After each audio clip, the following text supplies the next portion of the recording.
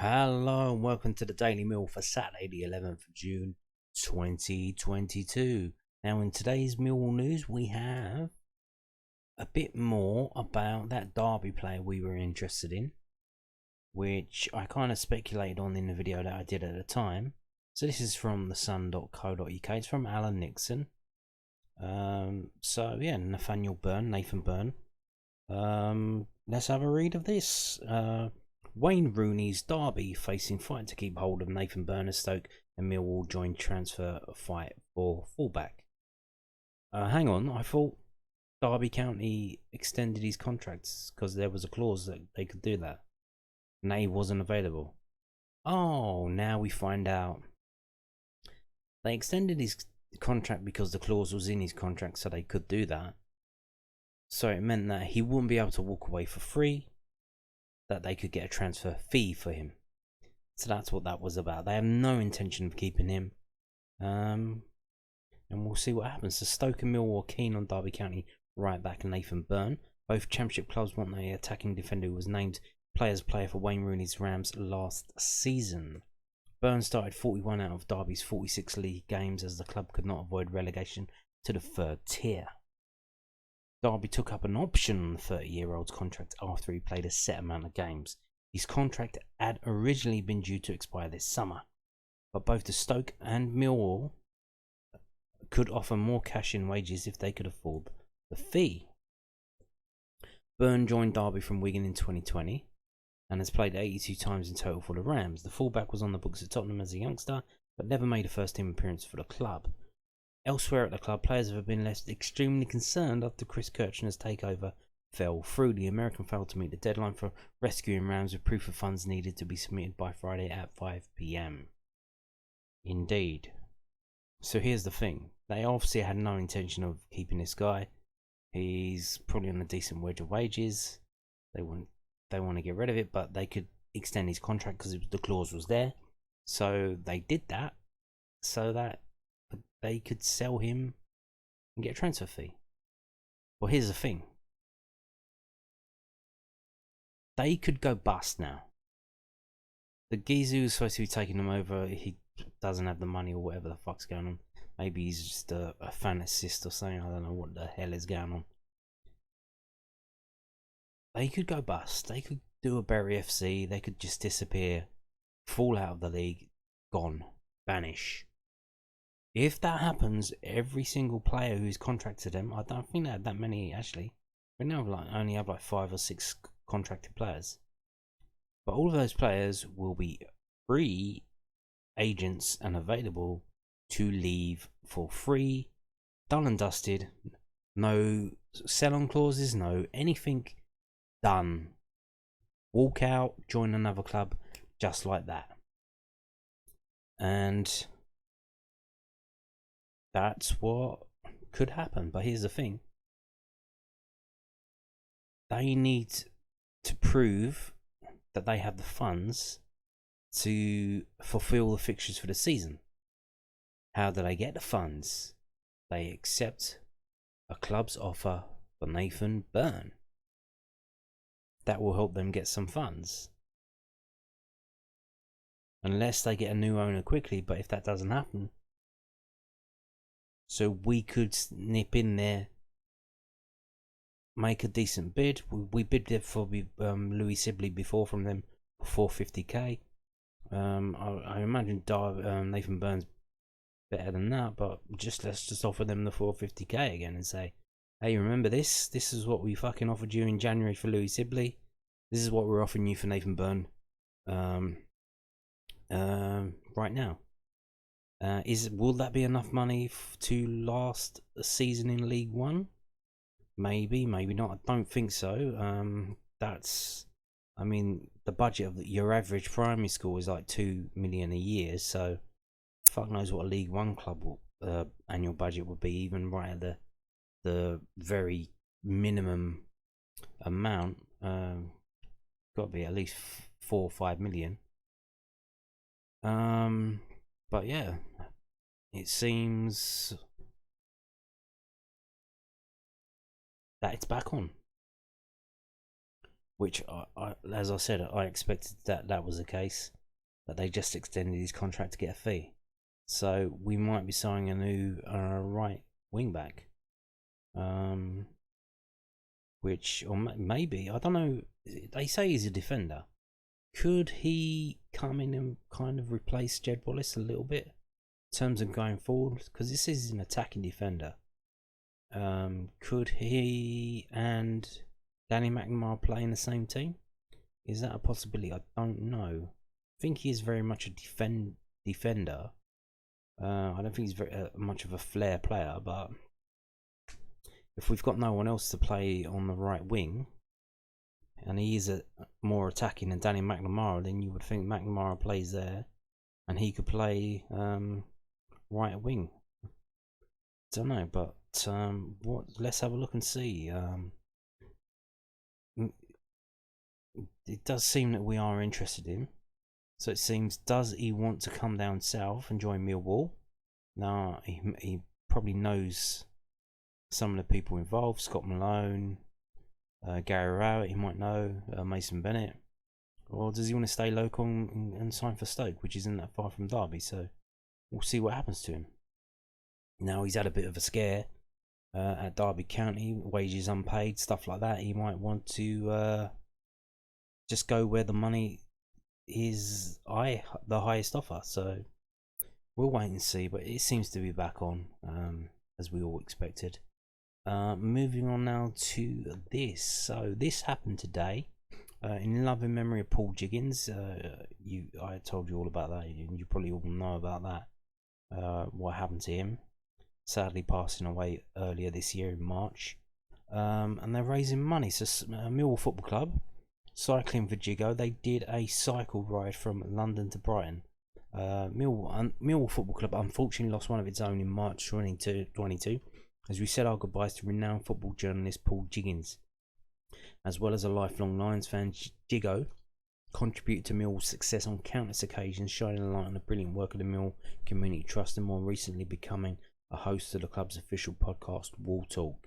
In his honour, Millwall CEO Steve Kavanagh and employees Max McClellan, Stuart White and friends Bob, John, Nick, Richard and Stephen will be cycling from London to Brighton, 86 kilometres, on Saturday 11th June to raise funds for the British Heart Foundation. Paul always managed to see the bright side of any tough situation, and we will be adopting that very attitude as we take on this challenging bike ride. And they have this from the Just Giving page. I'll put a link in that in the description if you're interested in that, in donating money. If you haven't got that much money, before we get to that, I'll show you this. There's the picture. They did it. They do look like they've been through it, not just been on the train. Like a lot of people these days, they cycle to the train station, take their bike on a train, and then they get off at the other end, and then they cycle from the train station to wherever they're going.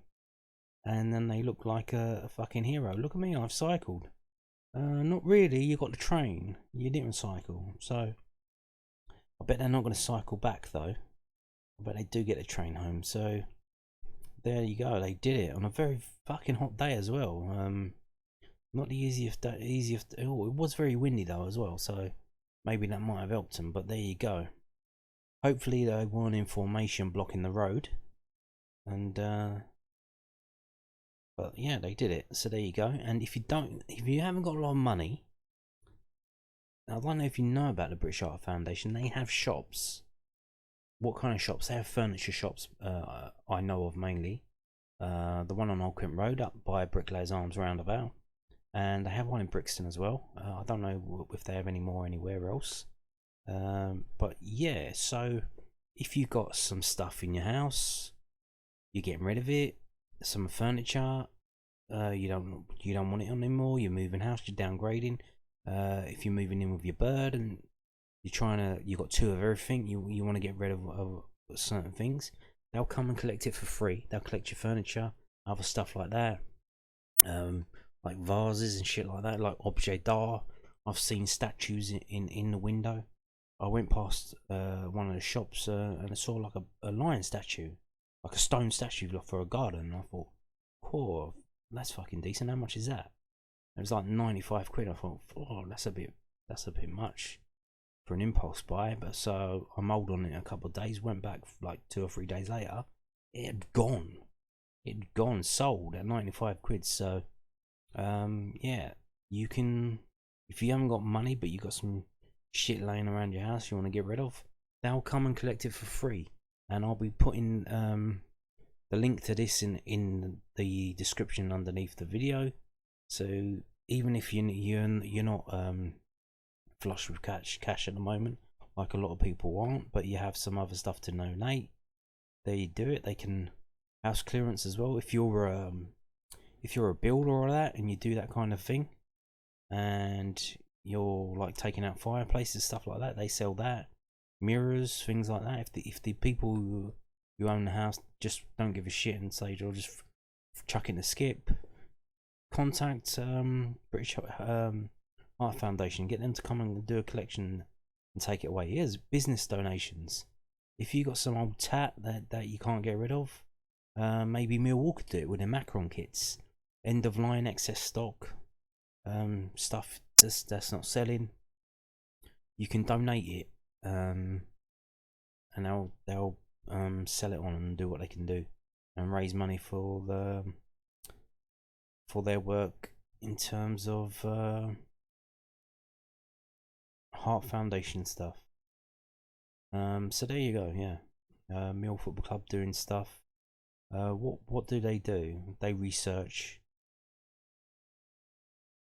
and they research into heart disease and stuff like that. So there you go, interesting stuff. Now moving on now to last 2 stories about former Millwall players. And this was a bolt out of the blue. This is also from the sun.co.uk. I found this when I was looking for the Nathan Byrne story.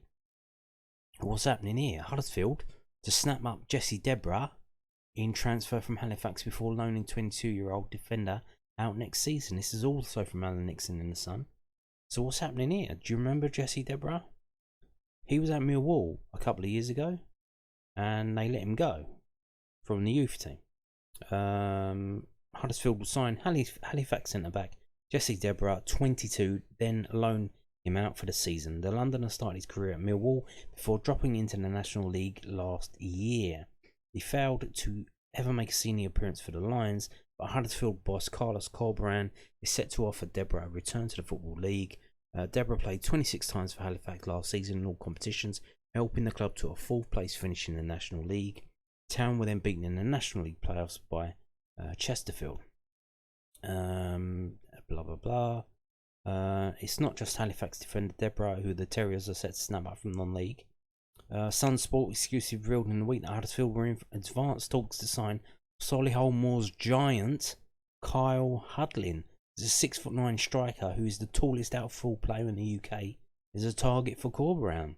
Now, what was I saying the other day about extra substitutes, 5 from 7?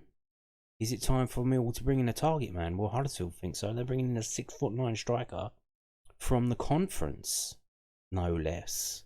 So maybe they're thinking what I'm thinking.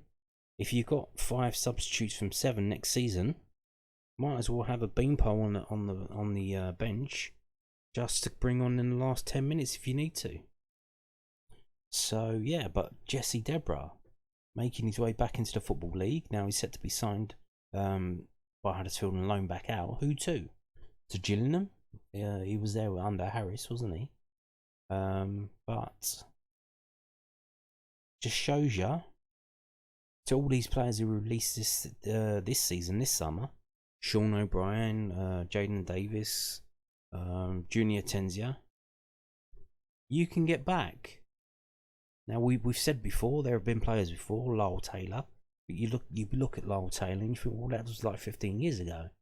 Like, who's done it recently? Well, here you go, Jesse Debrah.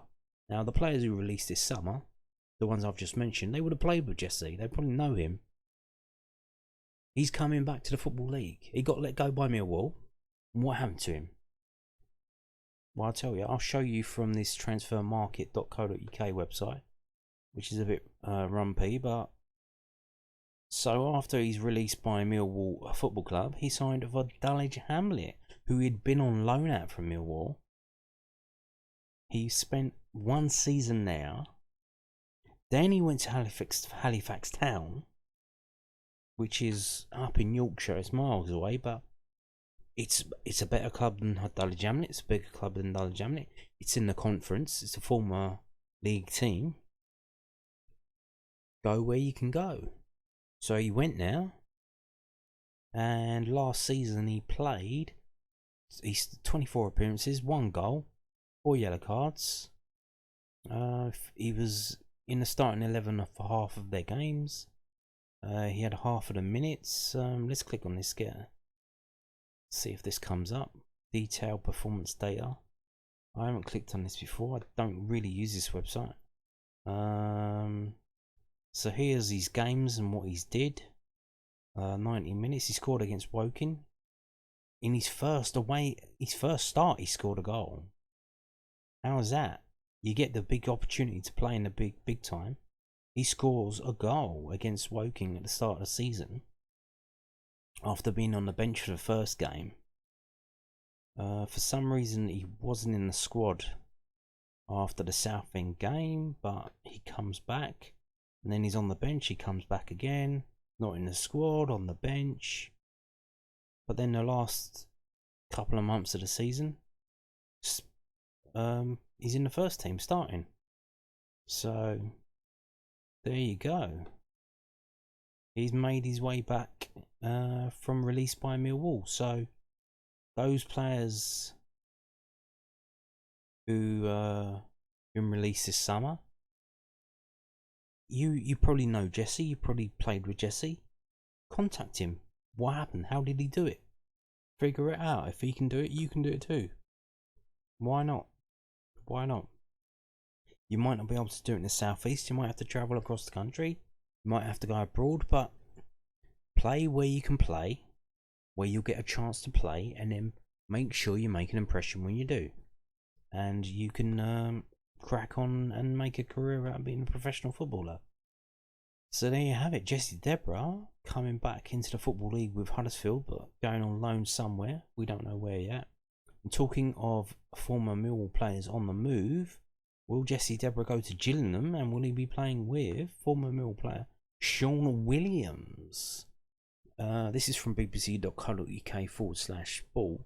Shaun Williams, Gillingham signed former Republic of Ireland midfielder. Gillingham have signed former Republic of Ireland midfielder Shaun Williams.